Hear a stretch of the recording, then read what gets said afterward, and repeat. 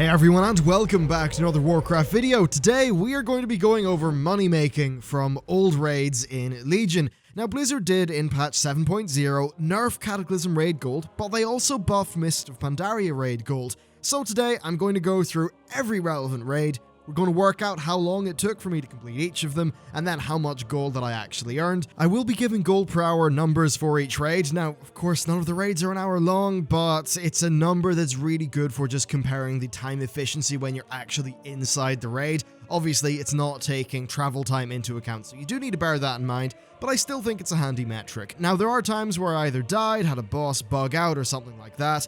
The numbers that I'm using to work all of this stuff out are assuming a perfect run with no wipes. Basically, the reason why I'm doing that is because it allows us to do a fair comparison between all of the different raids. So let's just get right into it and start off with Mists of Pandaria. It's the shiny new one as far as raid gold making actually goes. I did these on 25 normal. Why? Well, it takes a lot longer to clear them on heroic, and the increase in the total looted boss gold isn't worth the extra time. So in Mogushan Vault, I cleared every boss first time with ease. It took me 16 minutes overall. You could probably get that faster, but I started with 11,004 gold and I ended with 12,185, so I made 1,181 gold in the run for a total of 4,425 gold per hour.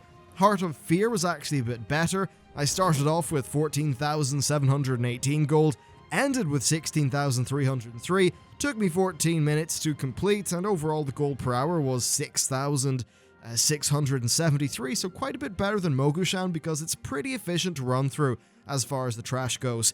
Moving on to the Throne of Thunder, well, I died twice to the slugs. Yeah, the slugs, and then twice to Dark Anubis, and also twice to Lei Shen before I killed him. So when I remove all of that lost time, it's probably 40 minutes, but I'm going to be kind of charitable and make it 45. So we get numbers that are on the safer side of things and aren't sort of blown out. Now, I started with 12,185 gold. I ended with 15,015, giving me 2,830 gold, so 3,773 gold per hour. Not amazing, unfortunately, not really something that I would bother with personally. Then finally, Terrace of the Eternal Springs is actually awesome. It only took 7 minutes. I started off with 16,303 gold, ended with 17,425, for a total of 9,617 per hour. That's slightly inflated by me rolling a bonus coin that gave me 100G, but still it is highly efficient due to there being very little movement between bosses and very little trash between bosses as well.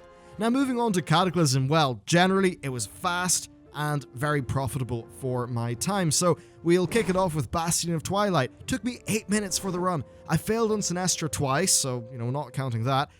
Once it just seemed like the eggs didn't lose their immunity, which is a bit strange. But anyway, removing the lost time, it came to 8 minutes. I started with 5,925 gold, ended with 6,789, giving me 6,480 gold per hour for the run, which is pretty damn nice. Next, Blackwing Lair was even better. Took me a mere 7 minutes. I started with 6,788 gold and ended with 7,886 gold, giving me 9,411 gold per hour. Absolutely brilliant. And for the Alliance characters, it's right beside Stormwind as well. Firelands was also really good, and I guess for the Horde people, very close to Orgrimmar. It took me 11 minutes. I started off with 7,886 gold, ended with 9,329, so a total of 7,870 gold per hour. And then finally, we have Dragon Soul. Every time I go into Dragon Soul, I'm reminded how much I hate Dragon Soul, especially Spine of Deathwing. I failed due to dumb mistakes and that a bunch of times, lost me a stupid amount of time. So do this run first if you're planning on doing it while you're still awake. Anyway, mistakes removed, the run took 26 minutes. Mainly that's because Spine is a pretty long fight and our improved damage doesn't really accelerate it that much at all. So I started with 9,329 gold and ended with 11,004 for a total gold per hour of 3,865, which makes sense. It's only got one more boss than the Firelands, but due to Spine and the fact you can't just skip Spine easily, it was just far longer to complete Dragon Soul. So what's the overall takeaway here? Well, not all content is equal. Dragon Soul, Throne of Thunder, and Mogushan are a little bit less good for gold making, while Terrace of the Eternal Springs, Blackwing, Firelands, and Bastion of Twilight are really, really great. Now, they're all pretty short instances to solo, and, you know, the gold per hour will be diminished by the time it'll take you to travel between them. That's why I would say that if you want to do some farming, maybe, you know, plant some characters outside them so you're just quickly relogging in a few farm characters to get a bunch of runs done pretty quickly. But yeah, do take that into account. But overall, they do feel like the more efficient gold making raids.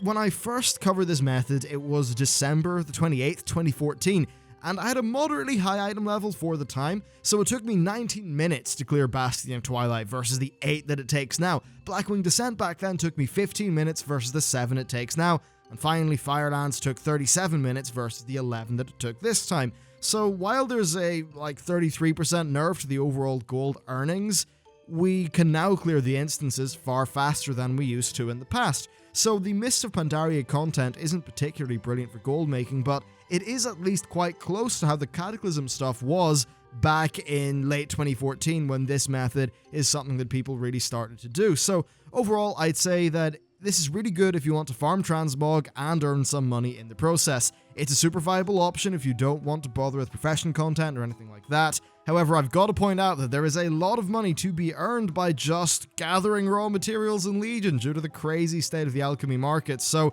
if you're purely into the gold making, I'd look to the Legion content first, and then maybe just keep this on the back burner as something that you can do in a few months once those markets have calmed down. But anyway, that's it for me. Thank you very much for watching the video, and I will see you next time.